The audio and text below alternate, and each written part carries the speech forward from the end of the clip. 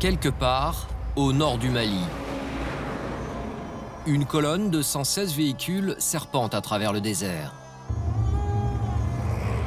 L'un des plus grands convois logistiques de l'opération Barkhane.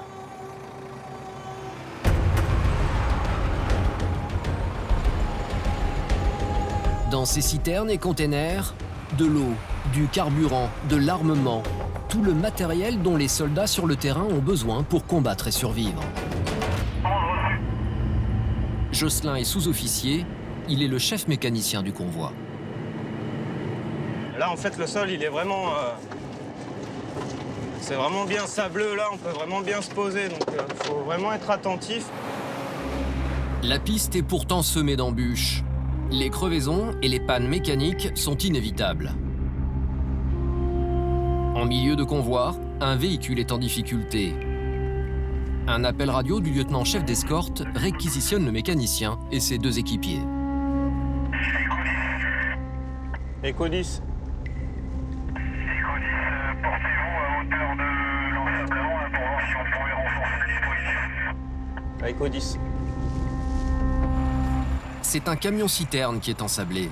Son poids, plus de 20 tonnes. Une seule solution.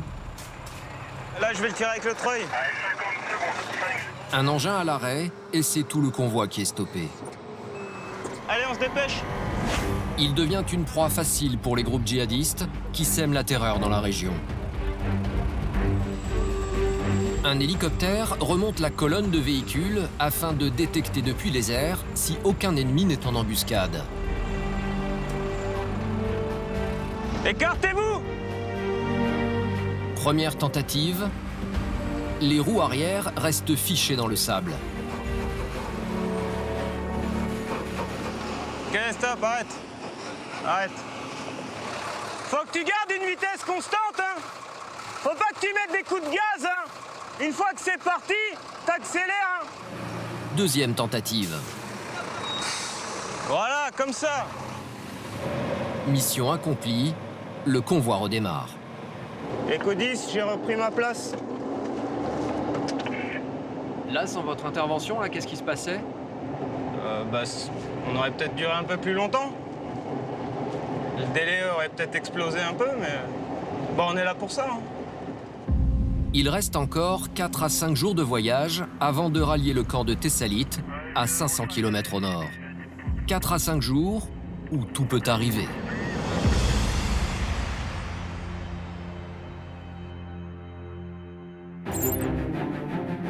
« 4500 militaires composent l'opération Barkhane qui couvre 5 pays. La Mauritanie, le Mali, le Burkina Faso, le Niger et le Tchad. La mission de cette force aux côtés des Nations Unies, assurer la sécurité des populations et lutter contre les GAT, les groupes armés terroristes affiliés à Daesh et Al-Qaïda notamment. De l'engagement militaire sur le terrain, on voit le plus souvent les actions des forces combattantes au contact avec l'adversaire. Mais pour mener cette guerre, les soldats en première ligne doivent pouvoir compter sur une logistique sans faille. Hébergement. Je peux planter ma maison. Voilà 4 mètres carrés de bonheur. Eau potable. Ça tient 1 semaine et demie. Mécanique. Ça y est, elle est débloquée. Bloc opératoire. Donc là, on retrouve le trajet de la balle, parce qu'en dessous, c'est décollé. Alimentation. Maintenance. Ça, t'as une pièce pour changer ça? Oui. Ou encore fret. Autant de missions effectuées par les militaires des armes du soutien et de la logistique. Toi, dès que la roue elle est dégagée, tu dégages, hein. L'autre, elle va renquiller derrière. Ils sont le nerf de la guerre. Sans eux, pas de ravitaillement, pas de vivres, pas d'armement. Sur l'opération Barkhane, 2 militaires sur 3 s'occupent du soutien logistique et administratif. De ces métiers méconnus dépendent le succès des opérations et bien souvent la vie des soldats engagés sur le terrain. Un visuel sur la moto qui remonte le convoi par la gauche. Leur travail est un défi permanent en raison du climat et de la menace djihadiste. Sur les impacts de Chicom, les obus qui sont tirés et qui tombent un peu n'importe où malheureusement. Depuis 2013, 23 soldats français sont morts. 7 d'entre eux appartenaient aux unités logistiques et de soutien. Pendant 3 semaines, dans les bases de Gao et de Kidal, et lors d'un des plus grands raids logistiques jamais effectués à travers le désert, nous avons partagé le quotidien de ces hommes et femmes qui œuvrent le plus souvent dans l'ombre, dans les coulisses de la guerre.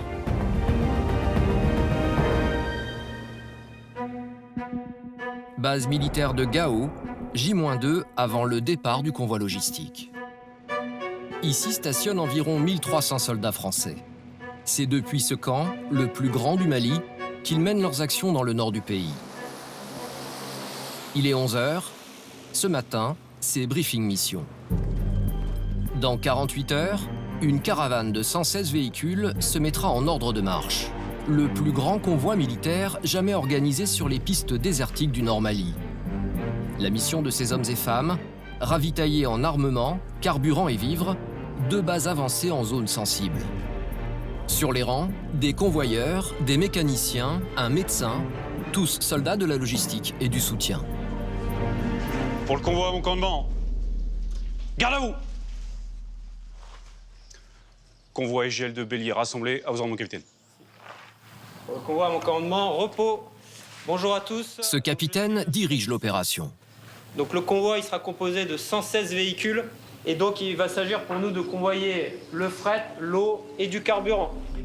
Sur le sol, un tracé sommaire de l'itinéraire. Ici Gao, ensuite le village d'Al-Moustara, Tabrichat. Le trajet au départ de Gao a pour destination la base avancée de Tessalit, dans le nord du Mali, proche de la frontière avec l'Algérie. 600 km de piste à travers le désert. Une scission du convoi est prévue à mi-parcours à Anéfis.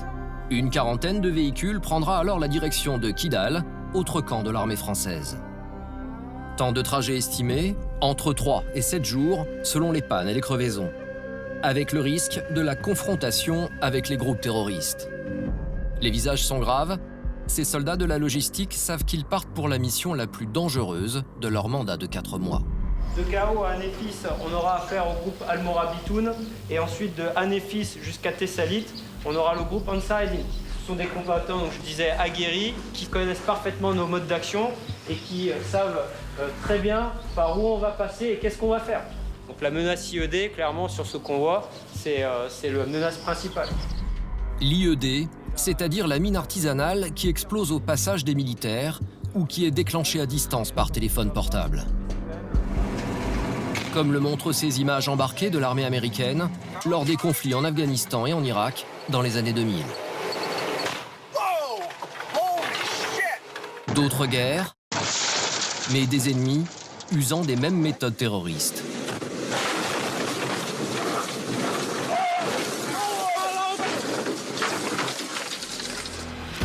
Le mode d'action numéro 2, c'est l'attaque brutale. L'attaque brutale, donc soit par tir direct valorisé par IED, soit avec un SVB IED, donc un suicide bomber. Autre risque, les véhicules suicides. Tous ont en tête ce type d'attaque qui s'est déroulé 3 semaines plus tôt dans le centre-ville de Gao. Lors d'une patrouille, une voiture chargée d'explosifs est parvenue à frapper ce blindé français, faisant 4 blessés graves.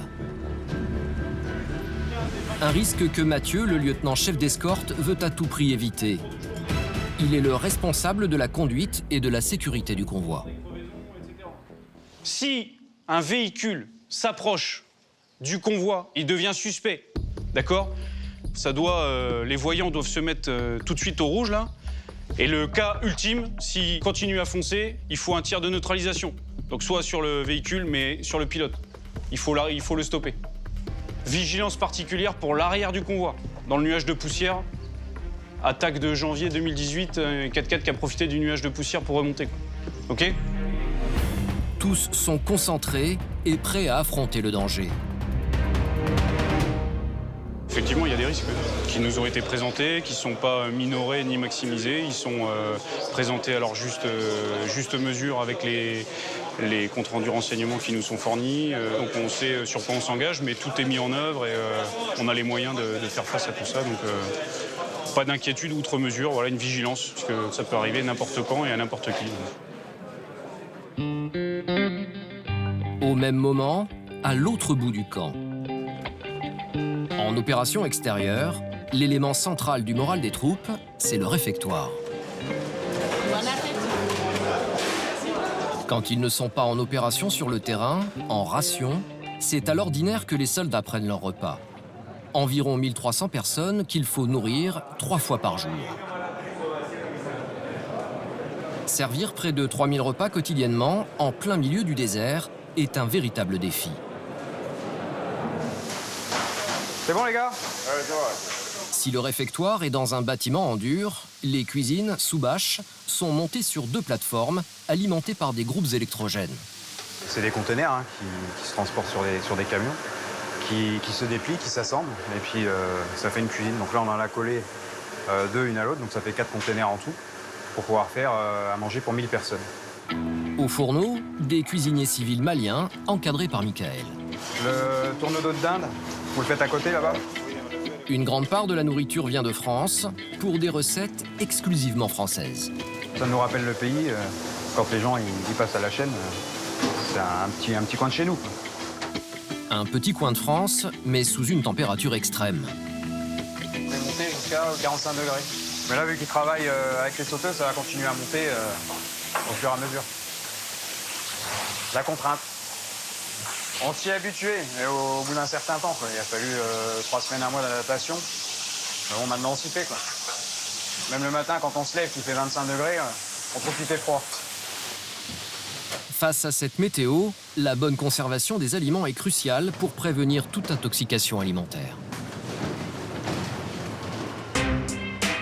Aujourd'hui, c'est mercredi, jour de livraison. Chaque semaine, entre 15 et 18 tonnes de nourriture sont acheminées sur la base de Gao. Ce camion arrive de Bamako, capitale du Mali, où a transité sa marchandise. Il a parcouru 1200 km, escorté par l'armée malienne. Si la région ouest du pays est actuellement la moins dangereuse, les attaques terroristes ne sont pas exclues pour autant. À la réception, Jean-Louis. Jean-Louis est un civil. Il travaille pour l'Economa des armées, une centrale d'achat, un organisme public prestataire du ministère des Armées. Ça, c'est de la bonne cam, ça. Au dépotage, des militaires français et des civils maliens. Jean-Louis a l'œil sur tout. Si les fruits sont pas bons, on prend pas. Donc la qualité du fruit, la consistance, un fruit pourri, c'est comme sur le marché, vous le prenez pas, donc ici c'est pareil. Hein. Bon, la différence qu'ici, il y a quand même énorme la livraison, donc un fruit avarié, on le laisse passer, mais un cajot, non, ça passe pas. Dans ce camion, 4 tonnes de fruits et légumes, l'équivalent d'une semaine de consommation pour Gao et ses 3 bases avancées. Côte d'Ivoire, Afrique du Sud, mais aussi France, ces marchandises arrivent de partout. Là, vous avez les raisins qui viennent d'Afrique du Sud, par exemple. Vous voyez le conditionnement, hein. C'est frais, c'est propre, c'est joli. Au camp de Gao, Jean-Louis est une sorte de régisseur. Ici, je gère tout ce qui est vecteur routier pour l'alimentation en fruits et légumes, surgelés, frais et secs. Après, toutes les livraisons spécifiques, ce que la force a besoin, vous pouvez me demander des éléments de cuisine, des ballons de foot, tout ce qui passe par nous, on commande et on fait livrer. Le grand défi de la journée, c'est maintenant. La livraison du frais par ce camion frigorifique. C'est bon, chargement. 10 tonnes de produits type yaourt, fromage ou charcuterie. C'est bon. Avec une obligation, les transférer en chambre froide le plus rapidement possible. Une gageure vu la température extérieure. Aujourd'hui, il fait 38 degrés à l'ombre. Là, c'est la ruche. Faut pas rester dans nos jambes, là. Non, les produits frais, on va pas se permettre. On peut pas jouer avec la santé des gens. Hein. Militaires et civils maliens se livrent à une véritable course de vitesse. S'il y a rupture de la chaîne du froid et avarie de la marchandise, c'est tout l'approvisionnement de la semaine qui disparaît.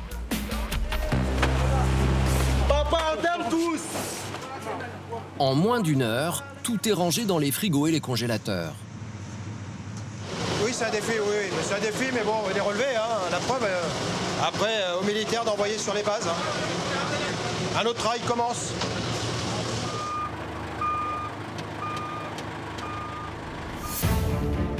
L'autre travail, c'est le chargement des hélicoptères qui vont livrer les denrées fraîches et périssables aux bases avancées à 1h30 de vol. Les autres marchandises pour ces camps, comme le carburant, les pièces mécaniques ou les munitions, partent elles dans 2 jours par voie terrestre dans le convoi.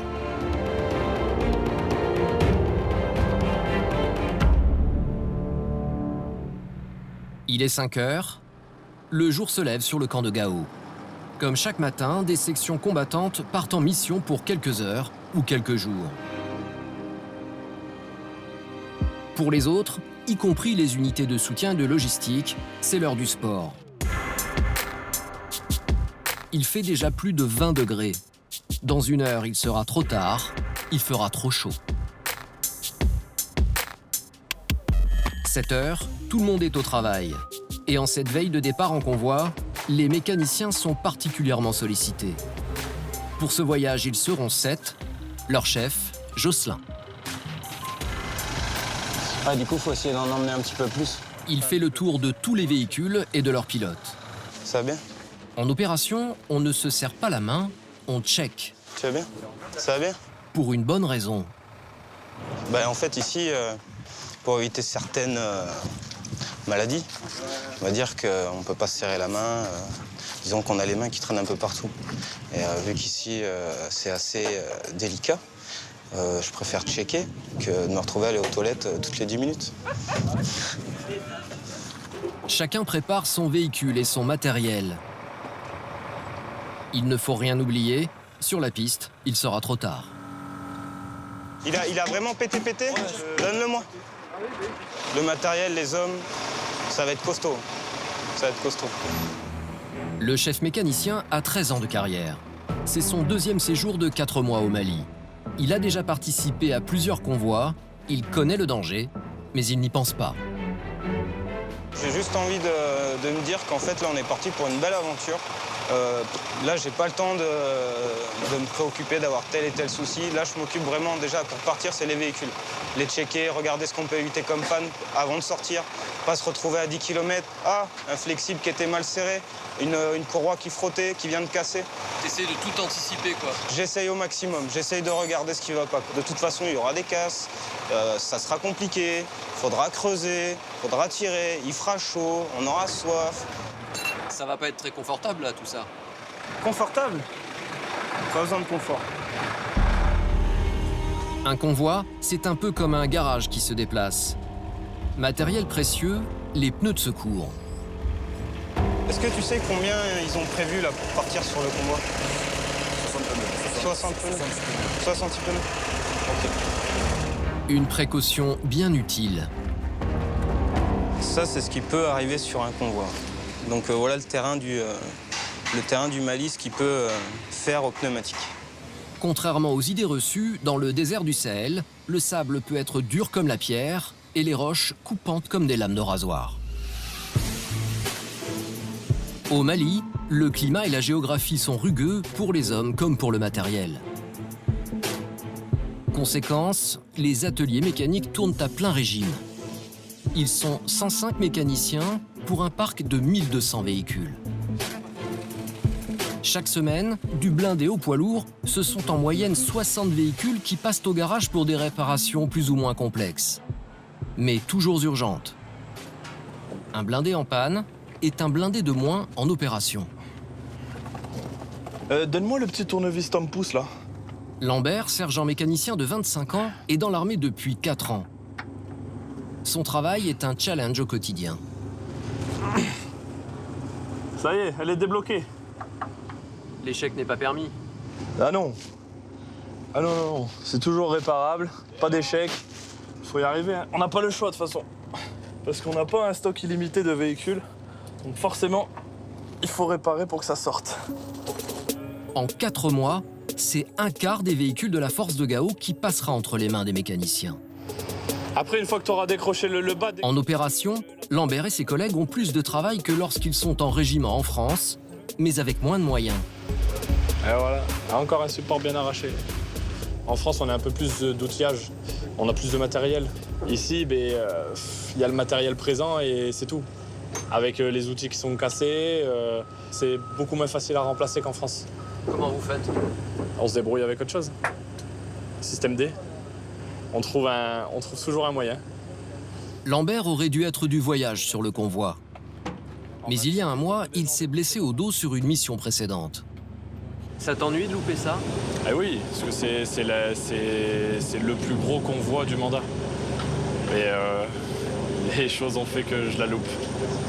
Donc c'est un autre qui part à ma place. L'autre, c'est Jocelyn.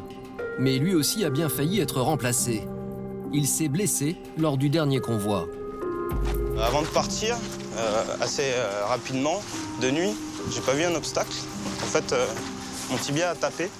Donc du coup, j'ai une petite ouverture, juste à faire soigner avant de partir. Le mécanicien consulte à l'infirmerie du camp. Amélie a 28 ans, elle est capitaine et médecin. Alors bon, ça évolue plutôt pas mal, on dirait. Hein. Ouais, là, on voit que c'est bien en train de se refermer. La plaie, elle est quasiment comblée. On va continuer toujours le même protocole et puis normalement, ça devrait continuer de bien cicatriser dans les jours qui suivent.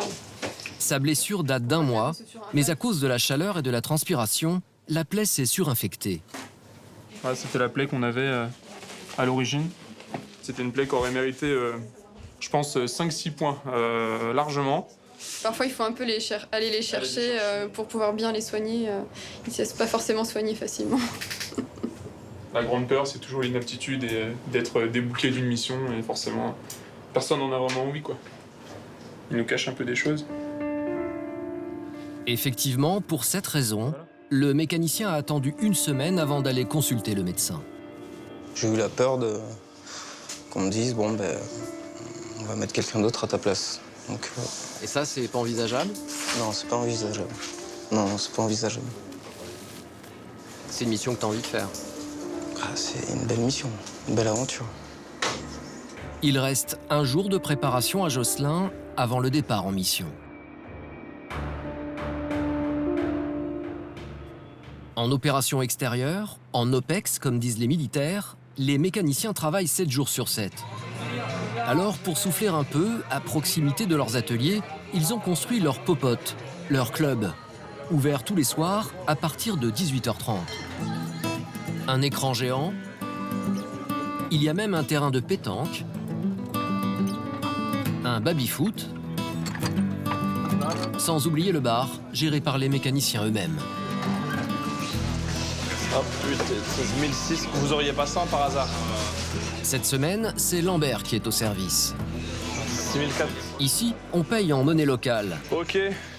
800 francs CFA la bière la moins chère, soit 1 euro. Hop, 3004.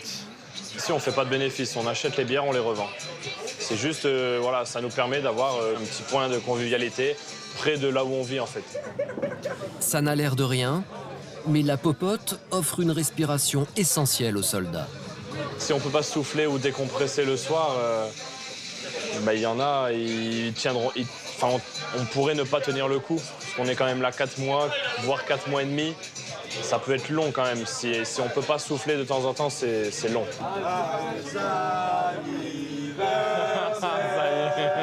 Aujourd'hui, Lambert a 26 ans.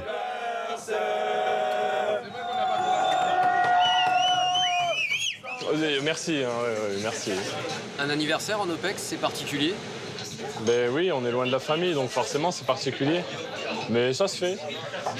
J'ai déjà payé une tournée et là on en réclame une autre, forcément. Une autre, avec modération cependant. La bière, c'est 2 canettes maximum par jour et par personne.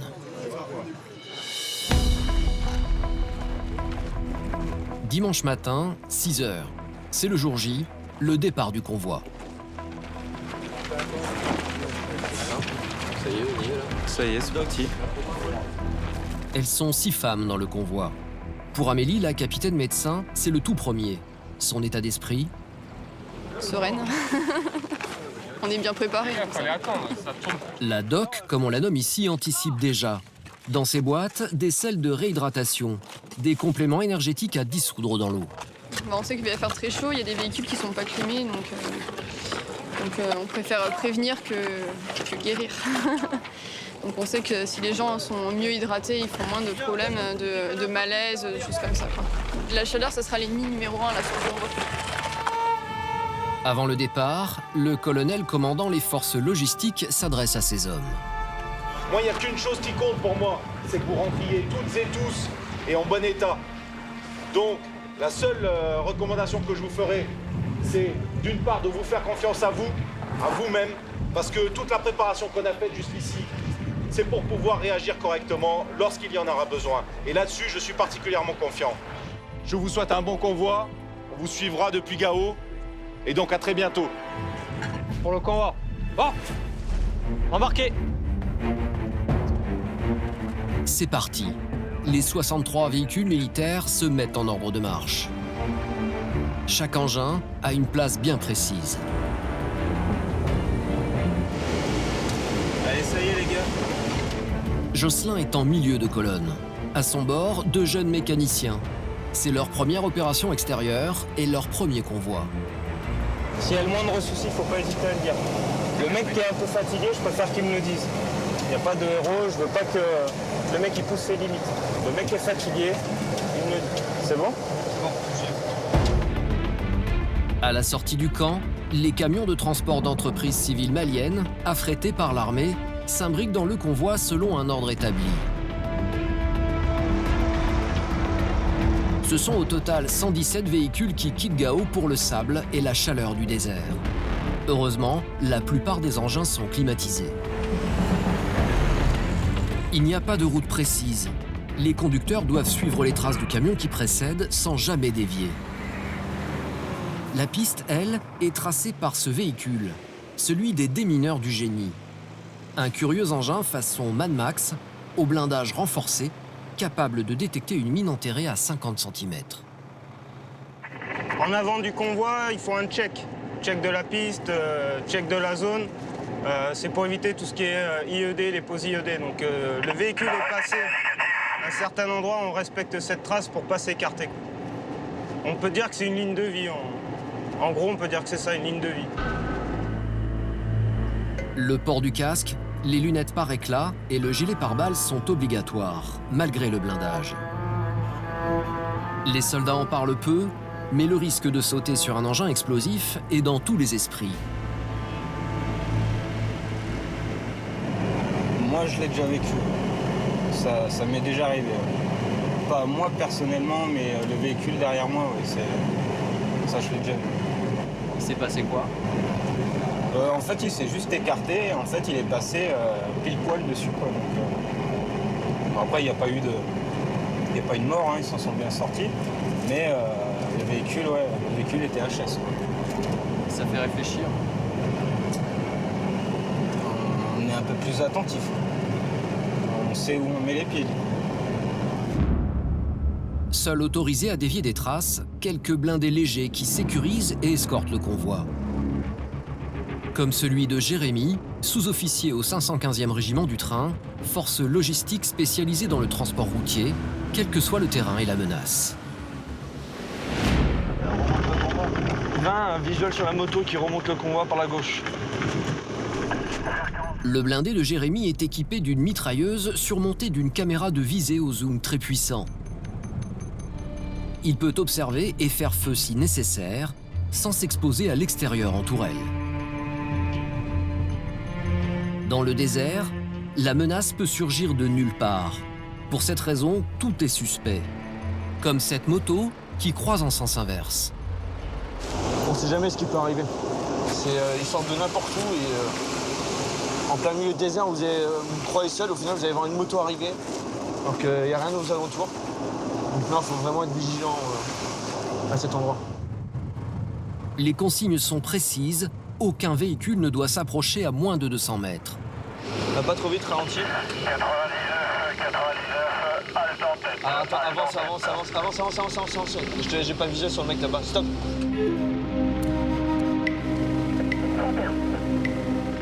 20 à gauche de la piste, environ 150 mètres, un enfant qui est en attente. Pareil. Cet enfant est peut-être une sonnette, un informateur des terroristes. C'est régulièrement des enfants qu'ils utilisent. Donc, à certains endroits, c'est bizarre de voir un enfant avec un téléphone. Donc, il n'a rien dans les mains.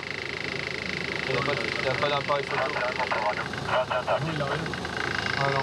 On regarde qu'ils n'aient pas un appareil photo ou un téléphone, ça pourrait leur permettre de renseigner les terroristes sur la composition du convoi, sur le nombre de véhicules qu'on est, et surtout pour leur dire où se trouvent les chefs ou les véhicules sensibles. Pour cette fois, rien à signaler.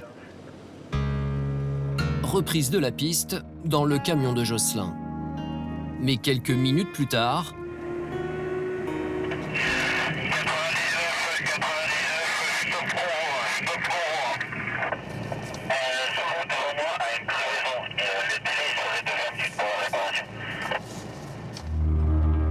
à peine 10 km parcourus, un camion civil est victime d'une crevaison.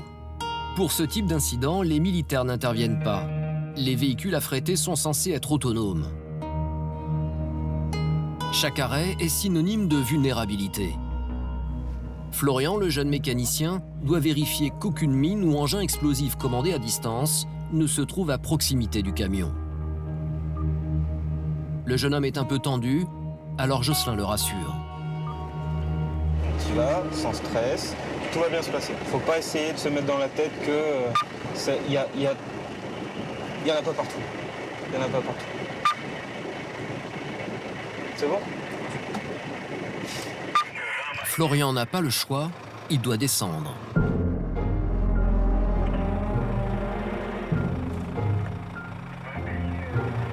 Je me mets à leur place, j'ai été à leur place. C'est la première fois qu'ils sortent comme ça. Je sais que le contexte est difficile. Il faut juste qu'ils apprennent à ne pas rechercher le danger tout le temps. Il faut juste qu'ils fassent son job tranquillement et tout va bien se passer. Pour sécuriser le périmètre, les soldats ont une procédure établie. Ils appellent cela le 5-25. Il part du véhicule, il fait 5 mètres, il va jusqu'à 25 mètres. Ça fait une bulle de sécurité. Au moins, on est sûr que dans cette zone, il n'y a pas de... Enfin, sûr. On n'a pas décelé quelque chose de potentiellement dangereux. Pendant que Florian effectue sa première sortie de véhicule et scrute le sol, attentif où il met les pieds, en amont du convoi, Jérémy s'est rendu au contact du camion victime de la crevaison. Son objectif, estimer le temps de la réparation. 20, 30 Non, 15, c'est là. Juste 15. 15 minutes pour un camion de 20 tonnes avec les moyens du bord. Ils sont impressionnants parce qu'ils ont pas besoin de grand chose pour démonter un pneu, ils ont même pas besoin de chandelle pour soulever leur camion, ils font tout avec une simple barre à mine, donc c'est vraiment impressionnant quand même. Tant que le poids lourd est immobilisé, le convoi est stoppé. Hors de question de laisser le camion et sa cargaison seuls dans le désert, une cargaison inconnue de Jérémy. Ça peut être de tout, pièces détachées, ça peut être alimentation, eau, ça peut être vraiment de tout. Peu importe pour Jérémy, sa mission est de permettre le transport de la marchandise, quelle qu'elle soit, jusqu'à Thessalite. Ici, on y va 30-40 minutes, ils ont tout fait. Ils ont enlevé la roue, ils ont déjanté, ils ont remis un autre pneu. On y va. Merci, chef. Au revoir. Du côté de Jocelyn,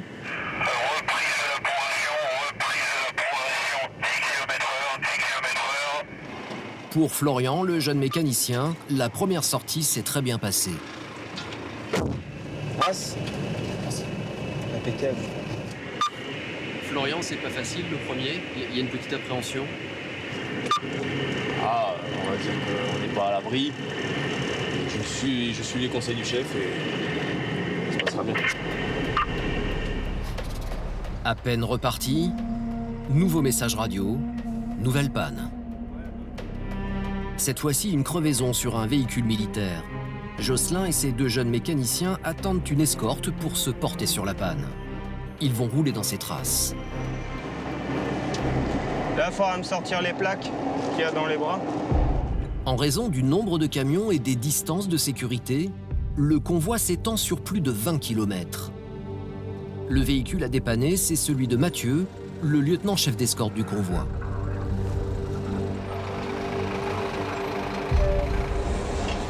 Ok, t'en mets une dessous là, une dessous. En plus du camion de Jocelyn, celui avec les pneus de rechange, le low-piste. Allez, dépêchez-vous les gars. Le camion est équipé d'une grue. bien plus pratique et rapide que le cric. Là, on va le soulever, là. Le chef mécanicien sait que de la vitesse de la réparation dépend la reprise du convoi. Allez, commence à préparer la roue derrière. Alors il active ses jeunes équipiers. Toi, dès que la roue elle est dégagée, tu dégages. Hein. L'autre, elle va renquiller derrière.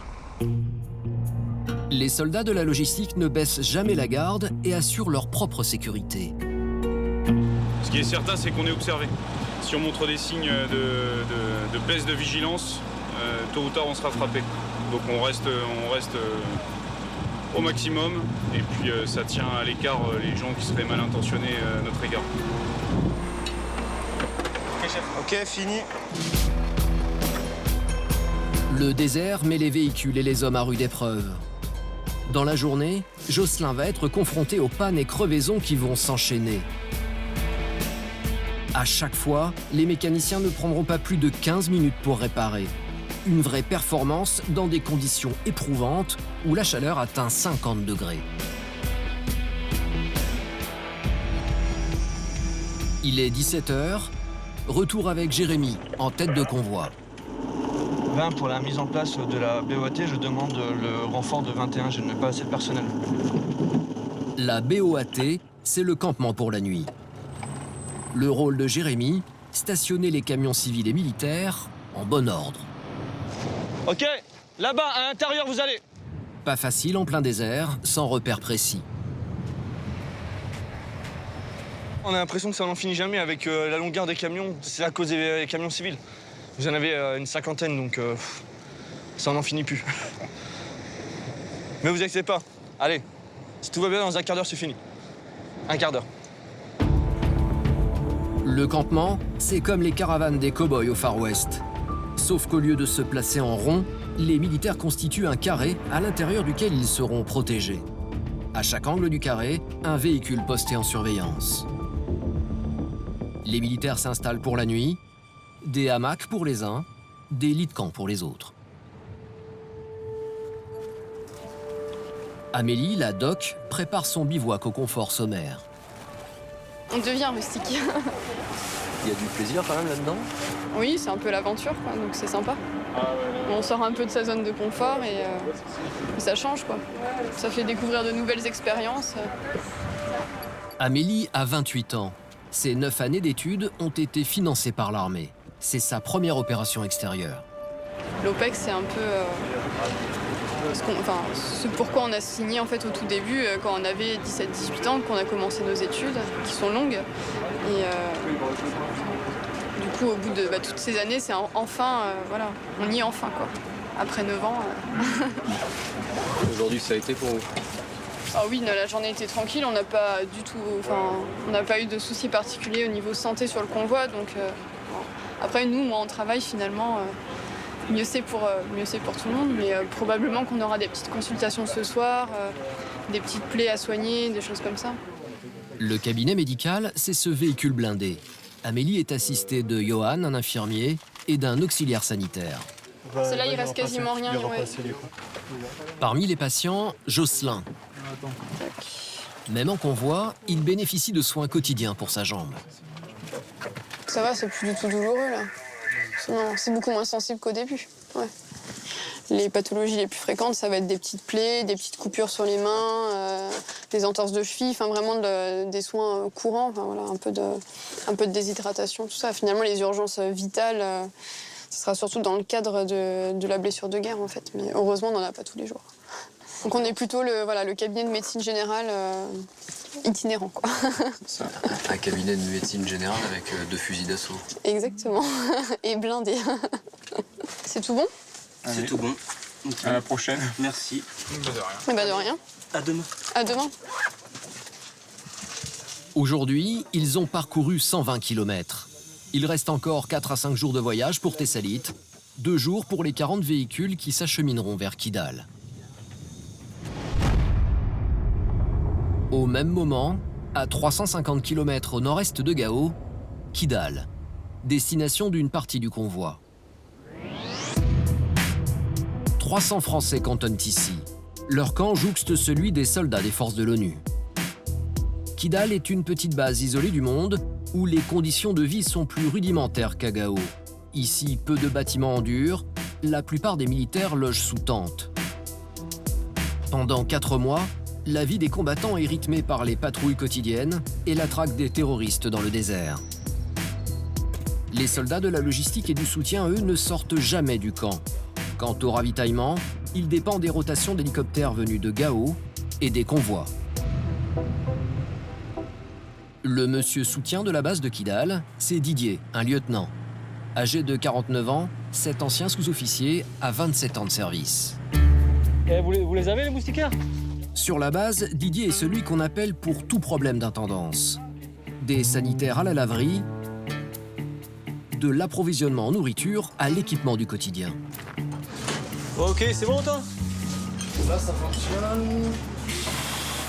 Ah, ici, il y a un truc, là. Viens voir ici. Ce matin, c'est un problème de robinetterie sur les douches. Ça, t'as une pièce pour changer ça? Oui. Ok.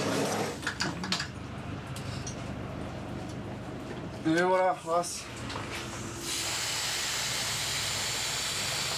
Elle est à la température idéale ce matin. Ce qui n'est pas le cas du soir. Elle est fraîche? Elle est... non, pas fraîche. Elle est fraîche, elle est pas fraîche, elle est agréable, on va dire. Parce que fraîche ici, ça n'existe pas. En tout cas, en période estivale, sans doute. L'hiver peut-être, mais en ce moment, non, c'est pas possible. Il n'y a pas besoin de chauffer, là? Non, absolument pas. Donc là, il y a un système effectivement de chauffage, mais non, il n'est pas utile. Ici, c'est pas la peine.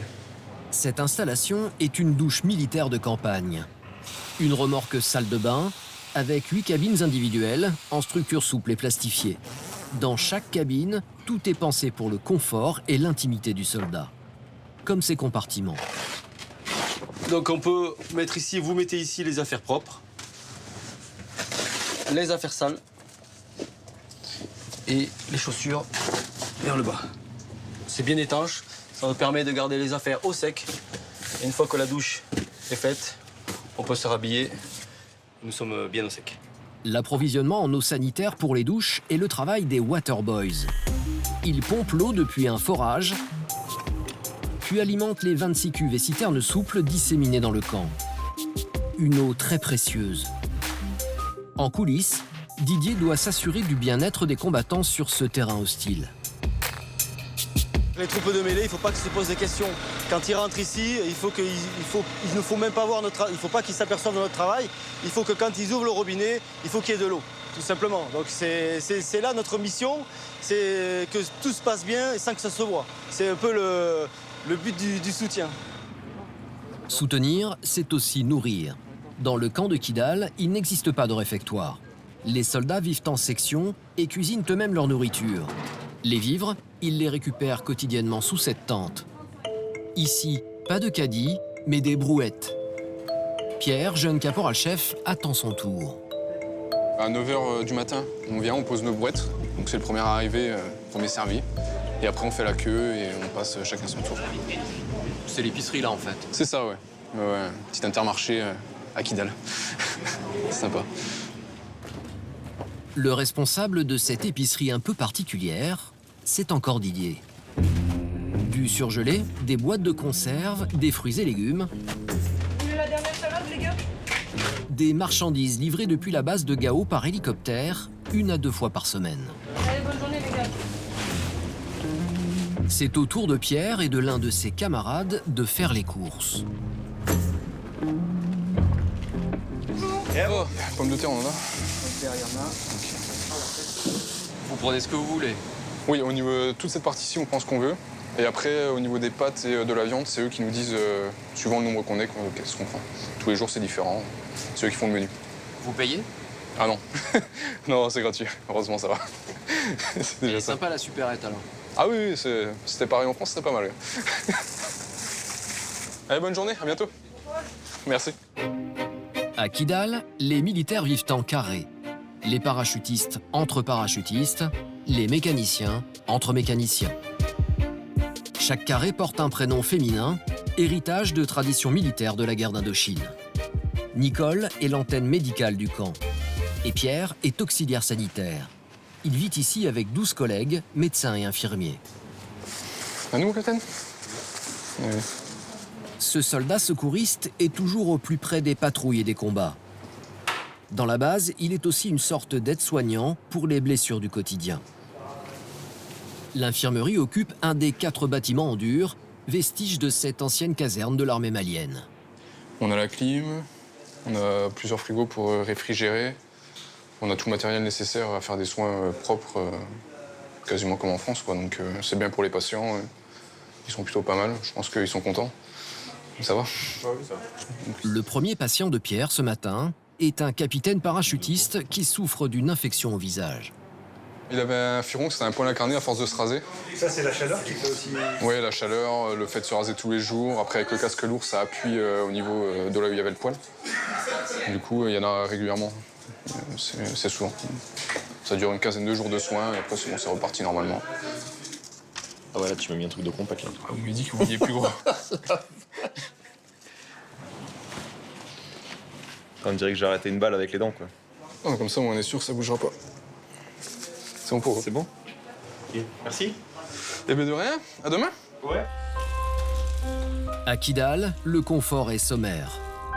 Pierre a quand même sa chambre individuelle. Cette alvéole de 4 mètres carrés sous tente. Le plus important ici, c'est quand même le lit, hein, là où on dort, où on se repose pour être bien pour l'émission, être frais pour l'émission.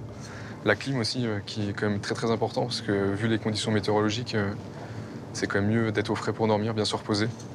Ça, et après, tout ce qui est quand même livre et ordinateur pour s'évader et être un petit peu tranquille. Ces 4 mètres carrés sont son univers privé pendant 4 mois, loin de sa femme et de son fils âgé de 4 ans. Je pense que c'est ce qu'il y a de plus difficile. Comment on tient ? À force, on a l'habitude. Après, on a des petites photos, on envoie des messages, on nous envoie des lettres aussi, des petits colis. Ça fait toujours plaisir, ça permet de se rappeler la France et eux. Alors ça, c'est un petit cadeau de mon fils pour la fête des pères qu'il m'a envoyé par la poste, avec un petit poème derrière. Papa, un tout petit poème pour mon papa que j'aime, un gros baiser gentil pour mon papa chéri, et un joli sourire pour lui faire plaisir. Bonne fête, papa. Ça fait vraiment plaisir de recevoir ça. Ça fait chaud au cœur, ça permet de passer l'OPEX plus rapidement. En opération, le moral des militaires passe par le lien avec les familles. Ouais, ça va ? Grâce à un réseau numérique installé par l'armée, Pierre appelle sa femme et son fils 2 à 3 fois par semaine. Bisous. Ouais, bisous, je t'aime. Tu lui dis tout ? On évite de tout dire. C'est mieux pour eux, ils sont moins de soucis. On ne dit pas tout. Et de toute façon, s'il se passe réellement quelque chose, ils le sauront bien avant qu'on les appelle. Elle est inquiète ? Je pense un petit peu, ouais, forcément. Surtout avec ce qui s'est passé récemment dans la zone.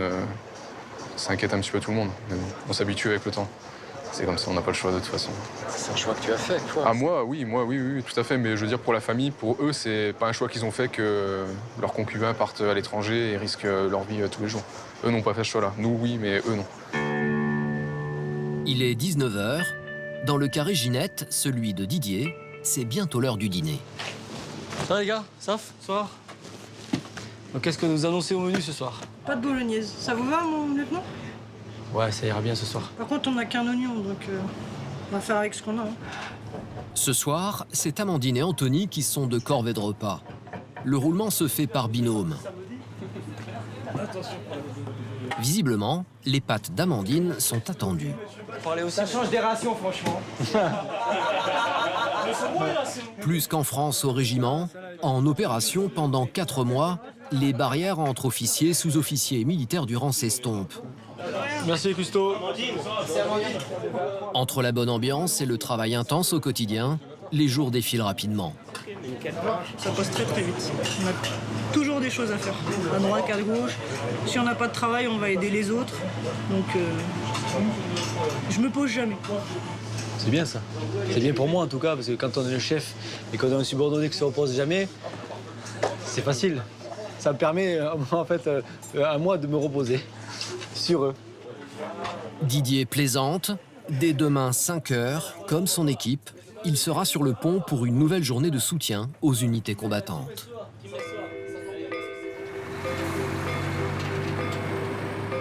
À 200 km de Kidal, le convoi progresse. Il doit encore parcourir 100 km avant de rejoindre Anéfis, le point de scission. 100 km, les plus impraticables et les plus dangereux du périple. À partir de maintenant, le niveau de vigilance des militaires est accru. On rentre dans la zone hotspot. C'est quoi hotspot? Alors une zone de hotspot, c'est une zone qui a concentré un nombre d'attaques dans les mois précédents. Donc là, la zone qu'on va franchir, il y a eu 4 événements IED depuis le début de l'année sur une portion d'une quarantaine de kilomètres. Sur la piste, les carcasses de poids lourds témoignent du danger. Ils faisaient partie d'un convoi civil non encadré par l'armée. Ça montre que l'itinéraire reste dangereux. Hein. Vous avez les... Voilà, ben là, 6 camions qui ont été attaqués et qui sont fait dépouiller. Ce que ne dit pas le lieutenant, c'est que les chauffeurs ont été massacrés par les terroristes. Il faut essayer de ne pas trop y penser pendant la mission. Pendant la mission, il faut rester concentré sur l'action. Après, il y a forcément une part aussi de chance. Il faut y croire à sa chance. Il ne faut pas tout miser dessus. Ça doit rester une part infime. La vraie proportion, c'est la préparation, la concentration et la chance, c'est les derniers pourcentages. Aujourd'hui, le danger n'est pas l'ennemi djihadiste. Soudainement, droit devant, une masse compacte qui fonce en notre direction. Un mur de sable.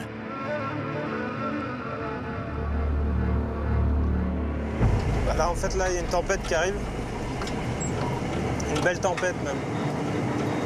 Claque la porte, hein. Ici, Connery, donc j'ai demandé à mon élément de zonage de mettre les warnings, qui sont bien visibles dans la tempête et d'avancer à très bas allure pour vous aider. En quelques secondes, la visibilité devient quasi nulle. Doucement quand même. L'ordre tombe à la radio, stop convoi.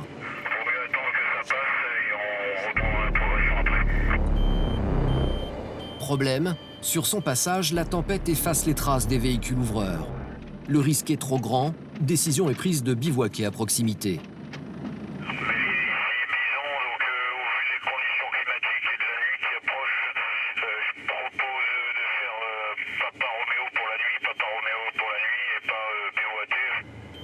Un quart d'heure plus tard, le ciel se dégage. Les camions reprennent la piste pour rejoindre la zone de stationnement. Ben là, en fait, on est arrivé au point où ils vont faire la séparation du convoi.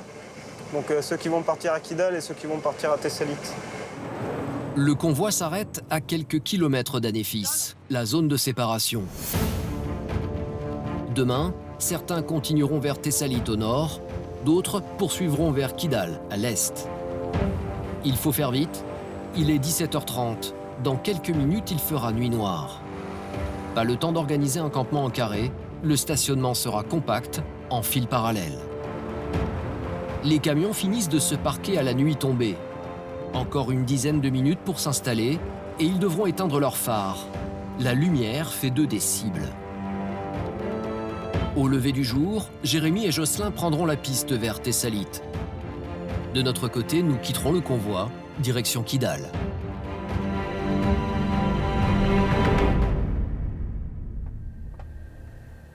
Deux jours plus tard, à 10 km de Kidal, en fin d'après-midi. 61-63, avez-vous visuel sur l'élément de AMI, en progression vers notre position? Les éléments amis, c'est le convoi qui approche. Après 3 jours de piste et 350 km parcourus, les camions sont en vue et attendus. Il est bien protégé ce convoi. Obligé. Si on veut manger, il faut protéger le convoi, parce que c'est eux qui nous ramènent le matériel, n'est-ce pas? Et vous voyez bien, sans matériel, on ne peut pas faire notre travail. L'accent de ce sous-officier identifie son unité d'appartenance. 60. Une troupe de légende. Regardez, qu'est-ce que j'ai dans la poche. Voilà. Donc... C'est quoi ça? Ça, c'est un béret vert de la Légion étrangère. Arthur est adjudant au célèbre 2e REP, les paras de la Légion. Depuis 2013, année du début de l'intervention française au Mali, ces combattants sont régulièrement déployés en première ligne dans le pays. Ils connaissent les pièges des groupes terroristes, ils se méfient de tout. Mais notre ennemi, regardez comme il est, donc il est chez lui. Il connaît mieux le terrain que nous, non? Donc forcément, Aujourd'hui, il est pauvre fermier, et le soir, il est peut-être notre ennemi numéro 1. Ça, on ne peut pas savoir.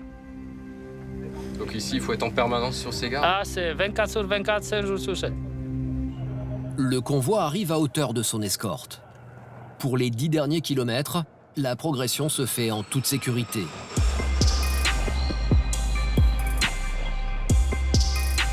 Arrivés au camp, les 40 camions civils sont pris en charge par les hommes de la logistique.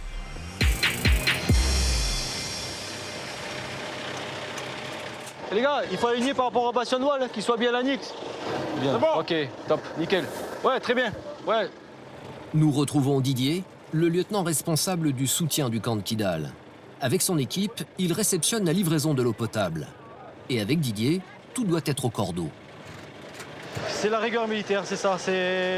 Il faut que ce soit aussi joli, bien rangé et joli. Mais bon, on va pas passer 10 jours quand même. C'est pas plat, donc. Non, ça fait rien, ça fait rien. Non, mais c'est bon, c'est bien.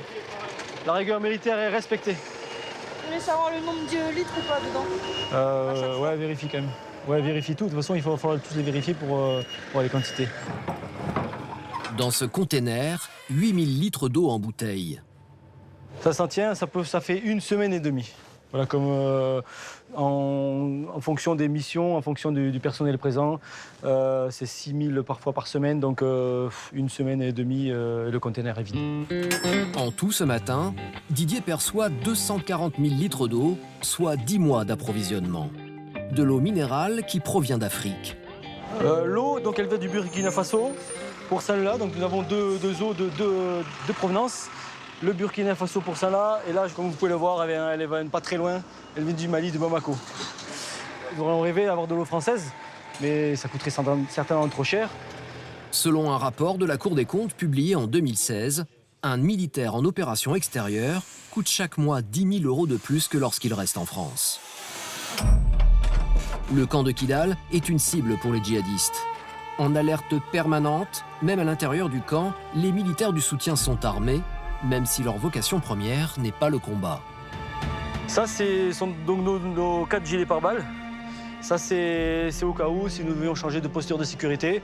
Même si la situation paraît calme, la situation peut évoluer rapidement. Et puis, voilà, un obus peut tomber. Donc, il faut toujours rester vigilant, c'est ce qui est notre cas. Donc, c'est pour cela que nous avons les équipements à portée. Si nous devons les revêtir, on les enfile et c'est parti. Et le danger n'est jamais loin. Il est 17 h, soudainement au loin, une détonation.